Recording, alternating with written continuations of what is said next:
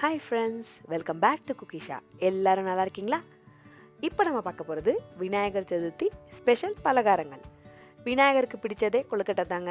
அதுக்கு தேவையான பூர்ணத்தை எப்படி செய்கிறதுன்னு பார்க்கலாங்க. ரொம்ப ரொம்ப சுலபமாக பருப்பும் தேங்காயும் வச்சு எப்படி செய்கிறதுன்னு பார்க்கலாங்க. ரொம்ப ரொம்ப சிம்பிளான இன்க்ரீடியன்ஸ் வச்சு தாங்க செய்ய போகிறேன். இப்போது முதல்ல 1 கப் கடலைப்பருப்பு எடுத்திருக்கேங்க. அதை நல்லா கழுவி 1 மணி நேரம் ஊற வச்சு எடுத்து வச்சுருக்கேங்க. இப்போது இந்த கடலைப்பருப்பை எடுத்து குக்கரில் சேர்த்துக்கிறேங்க. சேர்த்துட்டு தண்ணி 1/2 கிளாஸ் இல்லாட்டி 1 கிளாஸ் சேர்த்துட்டு 3லேருந்து 4 விசில் வர வச்சுக்க போகிறேங்க. நான் 4 விசில் வந்ததுக்கப்புறம் ஆஃப் பண்ணிட்டேங்க. இப்போது ஸ்டீம் போனதுக்கப்புறம் ஓப்பன் பண்ணி பார்த்துட்டேங்க. பார்த்தா சூப்பராக வெந்திருந்துச்சு, நல்லா சாஃப்ட் ஆயிடுச்சுங்க. இதை நம்ம மிக்சியில் கூட கிரைண்ட் பண்ணிக்கலாம், இல்லாட்டி ஸ்மாஷரை வச்சு ஸ்மாஷ் பண்ணிக்கலாங்க. இப்போது போன வீடியோவுக்கான குட்டி தகவலுக்கான கேள்வி பதிலை பார்ப்போங்க. மழை தண்ணி எப்படி தூய்மையான ஆதாரம்னு கேட்டிருந்தேங்க. அதுக்கு சரியான பதில். இப்போது சாதாரணமாக ஆறு, கடல், ஏரி இதிலேருந்து நீர் ஆவியாகி போகும்போது இதில் இருக்க அழுக்கெல்லாம் அப்படியே மறைஞ்சிருங்க. அதுதான் நம்மளுக்கு மழை நீராக வருது. அது சுத்தமாக இருக்குங்க. அதே போல் மழை விழுந்ததுக்கப்புறம் மண்ணுக்குள்ளே போகும்போது அது ஃபில்டர் ஆகி மினரல் வாட்டர் மாதிரி ஆயிருங்க. ரொம்ப ரொம்ப சுத்தமாக இருக்கும்.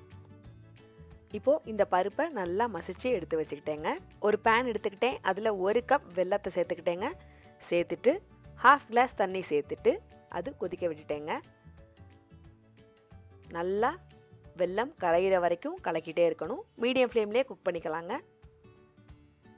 அடிப்பிடிக்காமல் பார்த்துக்கணுங்க.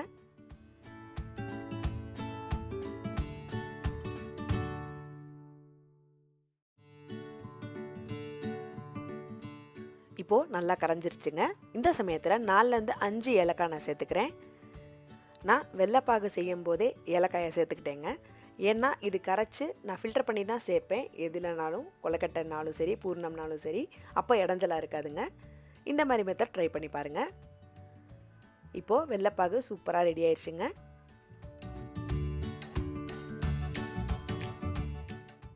இதை எடுத்து தனியாக வச்சுக்கிட்டு இப்போது ஒரு பேன் எடுத்துக்கிறேங்க.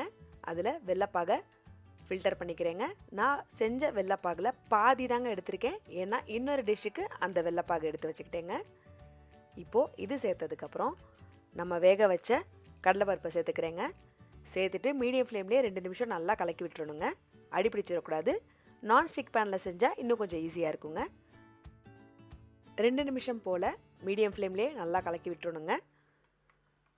நல்லா கலந்ததுக்கப்புறம் இப்போது 1/2 கப் துருவின தேங்காயை சேர்த்துக்கிறேங்க. நல்லா சேர்த்துட்டு கலக்கி விட்டுடலாங்க. ஃப்ளேமை ஹை ஆக்கணும்னா ஆக்கிக்கலாங்க. ஆனால் பக்கத்துலேயே இருந்து கலக்கி விட்டுட்டே இருக்கணுங்க. ஒட்டிடக்கூடாது.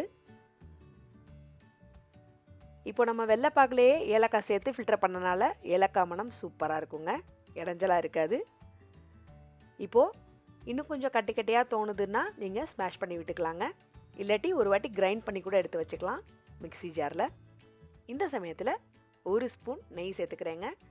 சேர்த்துட்டு நல்லா கலக்கி விட்டுக்கிறேங்க. 2 நிமிஷம் தாங்க, சூப்பரான பூர்ணம் ரெடி ஆயிருங்க. இப்போது ரொம்ப ரொம்ப சுவையான மணமான கொழுக்கட்டை பூர்ணம் தயாராகிடுச்சுங்க. இதை செஞ்சு பார்த்துட்டு எப்படி இருக்குன்னு கமெண்ட்டில் சொல்லுங்கள். இப்போது இந்த பூர்ணத்தை வச்சு அடுத்து ஒரு ரெசிபியை பார்க்கலாங்க.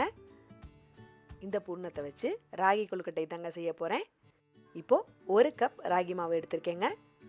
எடுத்து கப்பில் சேர்த்துட்டு கொழுக்கட்டை பூர்ணம் செய்யும்போது வெள்ளைப்பாகு செஞ்சேன் இல்லையா, அதை பாதி எடுத்துக்கிறேங்க. நல்லா சூடாக்கிட்டு அதுக்கப்புறம் தாங்க இதில் சேர்க்கணும். அப்போ தான் இந்த மாவு நல்லா வெந்த மாதிரி ஆயிருங்க. இப்போ நல்லா சூடாக்கிட்டு மறுபடியும் ஃபில்டர் பண்ணி சேர்த்துக்கிறேங்க. இப்போது சூடாக இருக்கிறதுனால கை பார்த்து வைக்கணுங்க. ஸ்பூன்லேயே கலக்கி விட்டுக்கோங்க. வெள்ளைப்பாகு சேர்க்கும்போது பார்த்து மெதுவாக கொஞ்சம் கொஞ்சமாக சேர்த்துக்கோங்க. ஏன்னா ரொம்ப கொலன்னு ஆயிடக்கூடாதுங்க. கொழுக்கட்டையை பிடிக்க முடியாது. அப்புறம் சூடு ஆறினதுக்கப்புறம் மெதுவாக கையிலேயே பிசைஞ்சு விட்டுக்கோங்க. இப்போது நல்லா பிடிக்க வருதுங்க. இப்போது சூப்பராக கொழுக்கட்டை பண்ணுறதுக்கு மாவு ரெடி ஆயிடுச்சுங்க. இப்போது இதை 20 நிமிஷம் போல் நான் மூடி வச்சிடுறேங்க. 20 நிமிஷம் கழித்து பண்ணால் ரொம்ப சூப்பராக பிடிக்க வருங்க. மூடி வச்சுட்டு இப்போ 20 நிமிஷம் ஆயிடுச்சுங்க. இப்போது கொழுக்கட்டை பிடிக்கிறதுக்கு ரெடி ஆயிடுச்சுங்க. உங்களுக்கு பிடிச்ச ஷேப்பில் நீங்கள் பண்ணிக்கலாங்க. பூர்ணம் செஞ்சோம் இல்லையா, அதையும் நான் உள்ளே வச்சு ஸ்டஃப் பண்ணி அந்த மாதிரி கொழுக்கட்டை கூட செய்ய போகிறேங்க. கையில் எண்ணெயோ இல்லை தண்ணியோ நல்லா பூசிட்டு அதுக்கப்புறம் செஞ்சால் சூப்பராக வருங்க. இப்போது தட்டி இந்த ஒரு டிசைன்லேயும் பண்ணியிருக்கேன். உங்களுக்கு எது கன்வீனியண்ட்டாக இருக்கோ அந்த டிசைனில் நீங்கள் பண்ணிக்கலாங்க. தேங்காய் துருவல் கூட ஆட் பண்ணி பாருங்கள், இன்னும் சூப்பராக இருக்குங்க. டேஸ்ட் பண்ணி பார்த்தா டக்கராக இருக்கும்.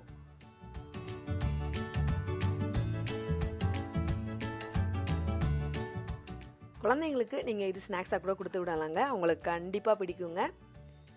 இதில் பாகு சேர்த்துருக்கேன். பாகு சேர்க்காமல் உப்பு கூட போட்டு கார கொழுக்கட்டை கூட செய்யலாங்க.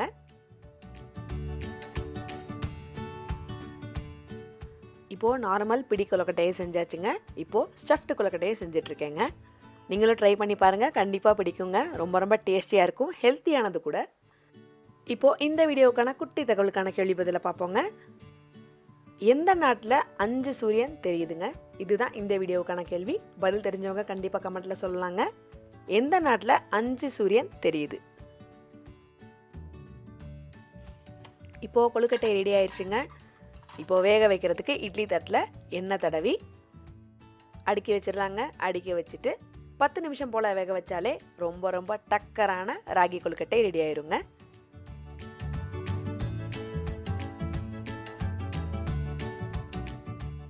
இப்போது இட்லி குண்டால் தண்ணி சூடாயிடுச்சுங்க. ராகி கொழுக்கட்டையை அடுக்கி வச்சுட்டு 10 நிமிஷம் போல் வேக வச்சாலே சும்மா டக்கரான ராகி கொழுக்கட்டை தயாராகிருங்க. இப்போது சுட சுட ராகி கொழுக்கட்டை ரெடிங்க. நான் பூர்ணம் இருக்கிற கொழுக்கட்டையை எடுத்து டேஸ்ட் பண்ணி பார்க்க போகிறேங்க. நீங்களும் கண்டிப்பாக இதை செஞ்சு பாருங்கள், உங்களுக்கும் பிடிக்கும், பசங்களுக்கும் கண்டிப்பாக பிடிக்கும். இந்த ரெசிபியை செஞ்சு பார்த்துட்டு எப்படி இருக்குன்னு கமெண்ட்டில் கண்டிப்பாக சொல்லுங்கள். இந்த வீடியோ பிடிச்சவங்க லைக் பண்ணுங்கள், ஷேர் பண்ணுங்கள், சப்ஸ்கிரைப் பண்ண மறந்துடாதீங்க. தேங்க்யூ.